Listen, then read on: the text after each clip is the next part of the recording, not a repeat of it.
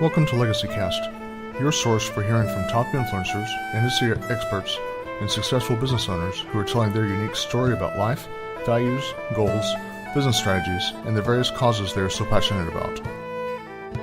Future generations will come to be impacted by what is happening today, whether positive or negative, and our mission is to focus on what is going to affect change for the better.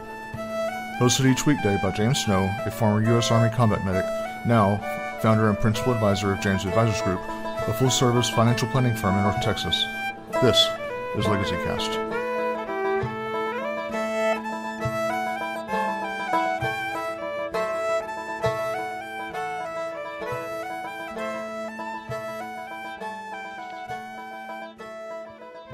Welcome, Legacy Cast listeners. This is James Snow, your host, coming to you from Texas, and I have with me today a guest, Ron.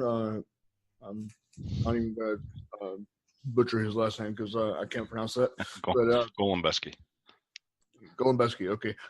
And Ron is the CEO of Pocket Shelf, The Pocket Shelf. And so I'd like to welcome Ron to the program. Welcome. Hey, thank you. So Ron, as you would probably expect, with the program Legacy Cast, what does legacy mean to you on a personal level? On a personal level, it's, I guess, kind of like leaving your mark. Leaving something that you'll be known for. Right. And that could be just raising good kids, or personally, aside from that, I have 2 patents, so those will forever be on record. I think that's pretty cool. Yeah. So do you feel that it's important that everyone consider actively, having deliberate actions that is going to, play into their legacy planning? Oh, absolutely. Absolutely. There's too much to life to just sit back and be a spectator. You gotta try to leave your mark somehow in a positive way, something that people remember you for. And like I said, that could very well be just raising good kids, Yeah, absolutely. How do your views on legacy affect your business, and how would you recommend other people look at that? How does it affect the business? Trying to put out a good product, something that's worth it for people, not junk. You don't want to be known for, like pushing snake oil, I guess, and if this is something that I can build up and eventually bring the kids in, that would be awesome too. After I get this one product going, I've got so many ideas in my head, but this is the hardest thing I've ever done. So trying to figure this thing out, and then I'll go from there. So tell me a little bit about the product that you're referring to here. So it's the pocket. Well, you can see it back there. It's a little portable shelf. So most of my family, I'm in New York. They smartened up and they all moved to Florida. So I do a lot of traveling, and this one particular time, but it happens all the time, we got delayed. Everybody's phone was dead or needed to be charged, and of course there's no outlets available except for there's one on the wall that's way over there somewhere, and there's no place to put your phone except for on the floor. So that had happened, and a couple weeks after that, I was watching TV and a commercial came on, and it was set in an airport, and there were phones all over the place, all over the floor and all over each other and everything like that, which sparked my memory. So I knew that I would be in that situation again. So I figured that before that happens, I should probably get something to avoid that, keep my phone off the floor, when I'm in an airport, something easy. Sure. And I looked around, and there's absolutely nothing out there. So I looked and I looked and I looked.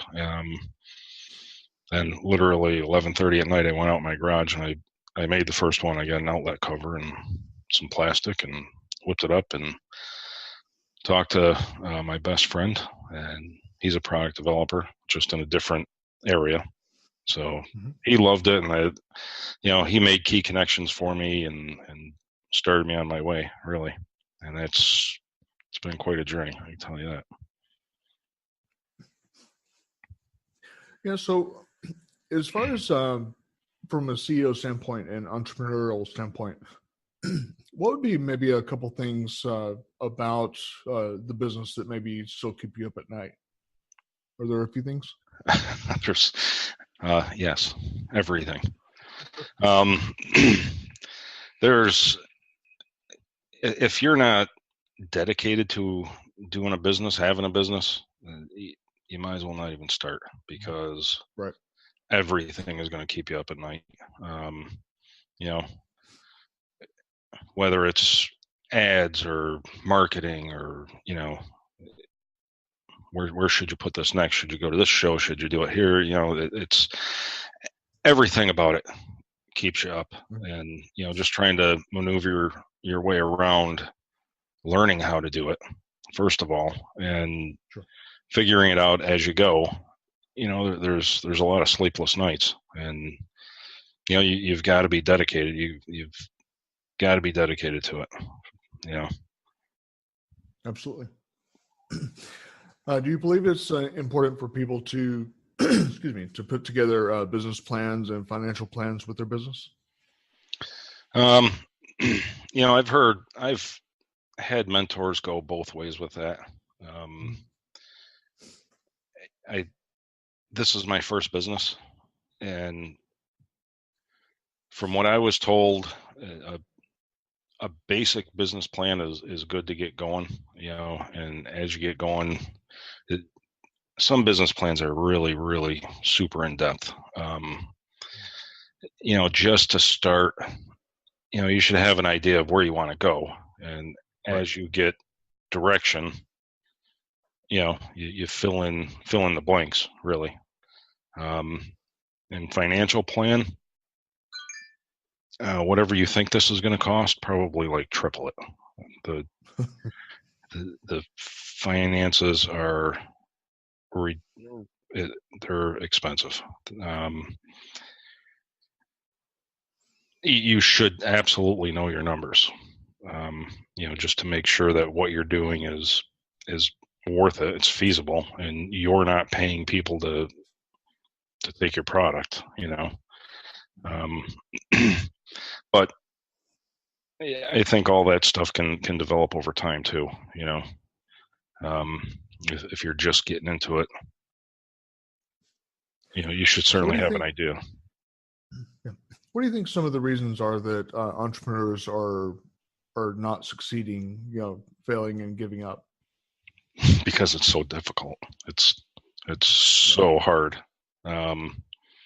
Like I said, if you're not committed to it, if you're not ready to spend 12, 15, 18 hours a day, every day, whether you're behind your computer or you're out doing whatever, pushing your product, you could be on vacation. You better have business cards with you, talk to people about, what you're doing all the time. You're always working. You're always working. So, doing what I did. Oh, it's annoying. Sorry. So doing what I did, bringing a product to the market, or developing it and going through patents and stuff.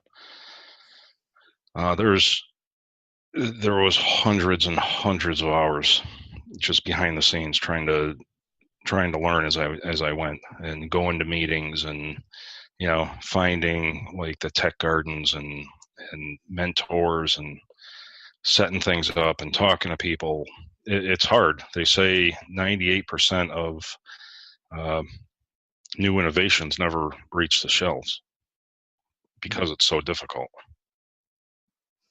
I believe it.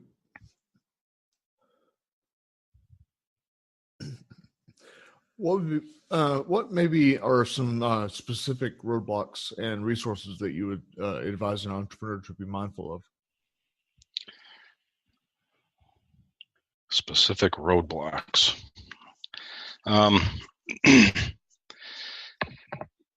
It seems like everybody out there is trying to separate you from your money.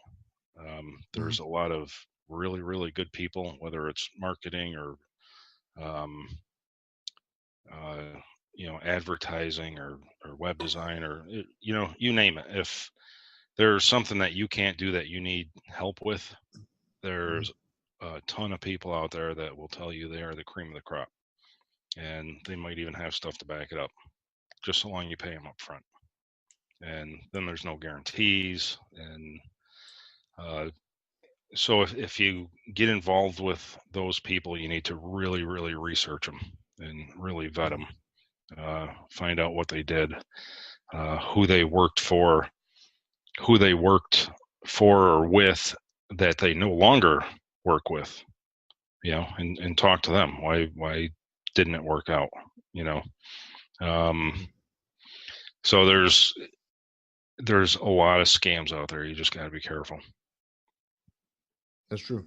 Due diligence is definitely something to practice with business. So how would your personal values and belief systems play a role in your business planning?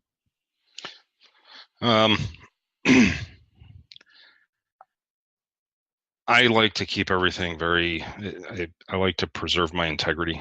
So keeping everything right up front, out in the open, wear everything on your sleeve or whatever you want to say about it. Yeah. There's a lot of people that aren't like that. They will take advantage of you.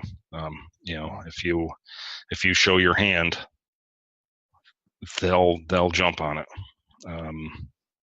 So even with that, it's kind of who I am to be, upfront and honest, and I want to provide the best that I can,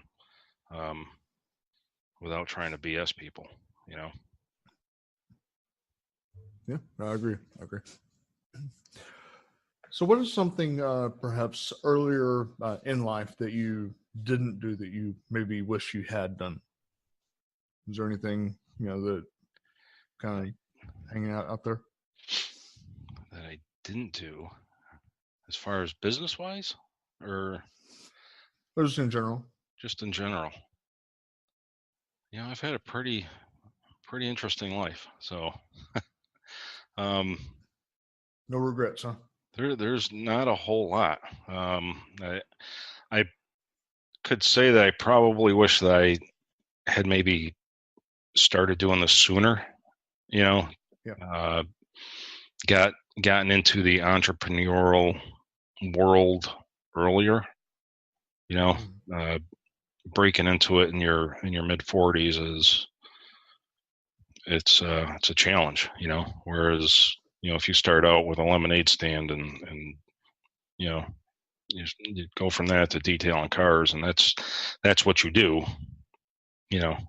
you've got quite the leg up, if you immerse yourself in this world right from an early age. Yeah, and I hear that quite a bit. Also, just starting earlier and wanting to get the ball rolling at an earlier age. What hurdles did you face when transitioning out of the military and starting business? Well, I didn't get into business.